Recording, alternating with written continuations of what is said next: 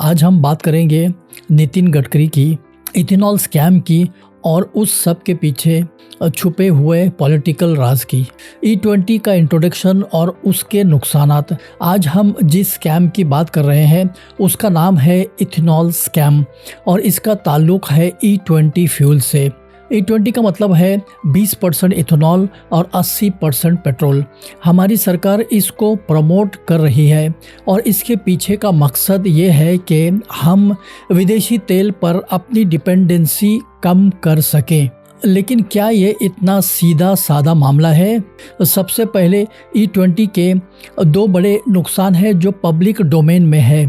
पहला, E20 गाड़ी की लॉन्जिविटी के लिए अच्छा नहीं है। यानी अगर आप अपनी गाड़ी में E20 फ्यूल डालेंगे तो उसकी मेंटेनेंस कॉस्ट बढ़ जाएगी, गाड़ी जल्दी ख़राब हो सकती है। सरकार कहती है कि ये इशू छोटा है, लेकिन गाड़ी के मालिक के लिए ये छोटा नहीं है, ये उसकी जेब पर सीधा असर डालता है। दूसरा बड़ा नुकसान है माइलेज का। आपको पता है कि हम इंडियंस के लिए गाड़ी के माइलेज कितना ज़रूरी है। E20 डालने से गाड़ी की माइलेज कम होती है। सरकार कहती है कि ये फ़र्क भी छोटा है, लेकिन जब आप हर दिन सफ़र करते हैं तो ये छोटा फ़र्क भी महीने के आखिर में एक बड़ा बिल बन जाता है। तो सवाल यह है कि जब दो बड़े प्रैक्टिकल इश्यूज सामने हैं तो फिर भी हम E20 को क्यों इतना प्रमोट कर रहे हैं? गडकरी पर सवाल और उनके जवाब। अब आते हैं इस कहानी के सबसे अहम किरदार पर, नितिन गडकरी। आपको पता है कि वो हमारे road transport and highways minister है। इथेनॉल फ्यूल का प्रमोशन उनकी दायरे में आता है, लेकिन उनके ऊपर एक बड़ा आरोप है जो पब्लिक डोमेन में है। वो है कि उनकी बेटे ने एक इथेनॉल बिजनेस में बड़े इन्वेस्टमेंट किए हैं। यानी जब उनके मिनिस्ट्री E20 को पुश कर रही है, उनके परिवार को उससे फाइनेंशियल फ़ायदा हो रहा है।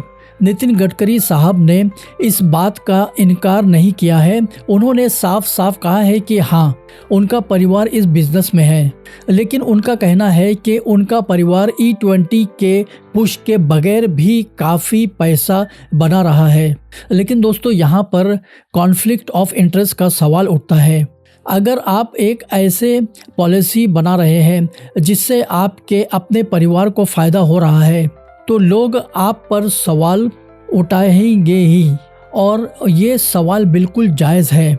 आपको याद है जब वाजपेयी सरकार के दौर में डिफेंस डील्स पर करप्शंस के आरोप लगे थे तो अपोजिशन ने कितना बड़ा बवाल मचाया था। वो एक स्कैम मोमेंट बन गया था। तो फिर E20 जिसमें हज़ारों करोड़ों का मामला है, उस पर अपोजिशन इतने खामोश क्यों है? अपोजिशन की खामोशी का पहला राज महाराष्ट्र पॉलिटिक्स। चलिए अब हम उस सवाल का जवाब तलाश करेंगे। Why is the opposition not turning this into the biggest scam of the Modi government? इसके पीछे कुछ गैसेस हैं जिन्हें हम फैक्ट्स के साथ जोड़ेंगे। पहला और शायद सबसे बड़ा रीज़न महाराष्ट्र की पॉलिटिक्स है। महाराष्ट्र में गन्ना यानी शुगर केन के बहुत बड़े बिजनेस हैं और इस गन्ने इंडस्ट्री का फ़ायदा E20 पुश से सीधा जुड़ा हुआ है। E20 इथेनॉल गन्ना से बनता है और आपको पता है कि महाराष्ट्र में गन्ना की इंडस्ट्री पर किसका कंट्रोल है? बड़े बड़े पॉलिटिशियंस का। शरद पवार, उनकी फैमिली और उनसे ताल्लुक़ रखने वाले कई पॉलिटिशियंस इस बिज़नेस में हैं। अब सोचिए, अब E20 को प्रमोट किया जाएगा तो इन सभी पॉलिटिशियंस को फ़ायदा होगा। तो जो अपोजिशन लीडर्स इस मुद्दे को उठा सकते हैं वो खुद भी इस गेम के प्लेयर्स हैं। वो क्यों अपने पैर पर कुल्हाड़ी मारेंगे? इसलिए इस मुद्दे को उठाना उनके लिए एक तरह से सेल्फ गोल होगा। अब आते हैं दूसरे रीजंस पर, नितिन गडकरी की इमेज। जब आप English speaking anti Modi circles में जाएंगे तो आपको नितिन गडकरी की बहुत तारीफ सुनने को मिलेगी।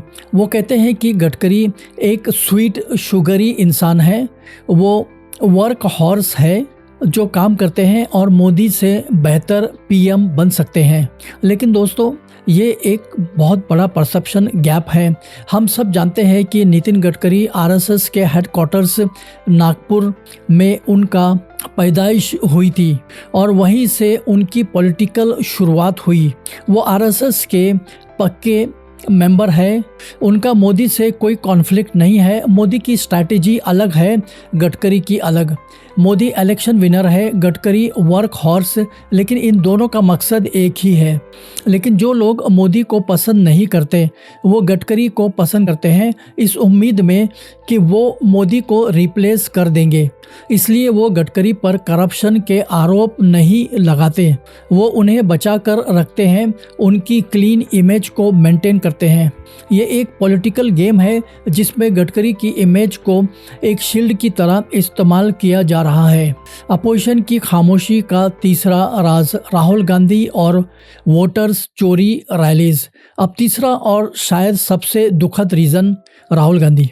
दोस्तों, हम सब जानते हैं कि राहुल गांधी ने काफ़ी मेहनत की है, भारत जोड़ो यात्रा की है, लेकिन क्या ये वो पॉलिटिकल पोटेंट इश्यूज़ को सही से पिक कर पाते हैं?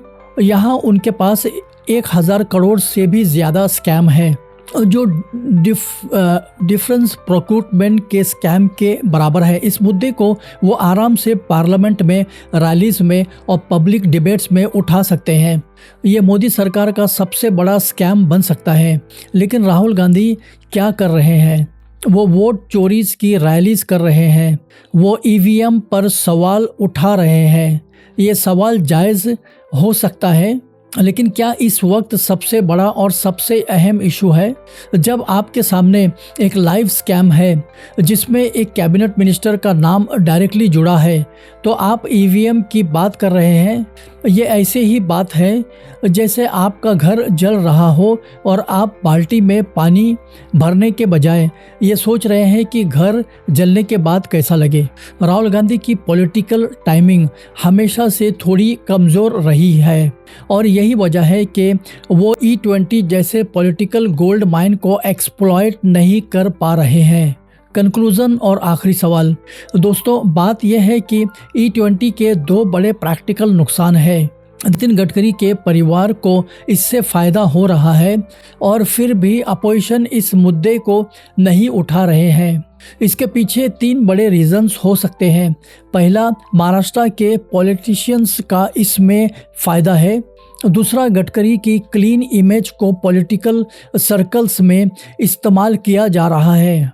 और तीसरा, राहुल गांधी का पॉलिटिकल मिस स्टेप। सवाल यह है कि नितिन गडकरी जो एक बड़े मिनिस्टर है, क्या वो वाकई अनटचेबल है या फिर इस स्कैम को छुपाने के लिए सभी पॉलिटिकल पार्टीज ने साइलेंट पैक्ट कर लिया है? आपका इस बारे में क्या ख्याल है? कमेंट सेक्शन में ज़रूर बताएं। हम ऐसे ही और फैक्चुअल और इंटरेस्टिंग वीडियो आपके सामने लाते रहेंगे।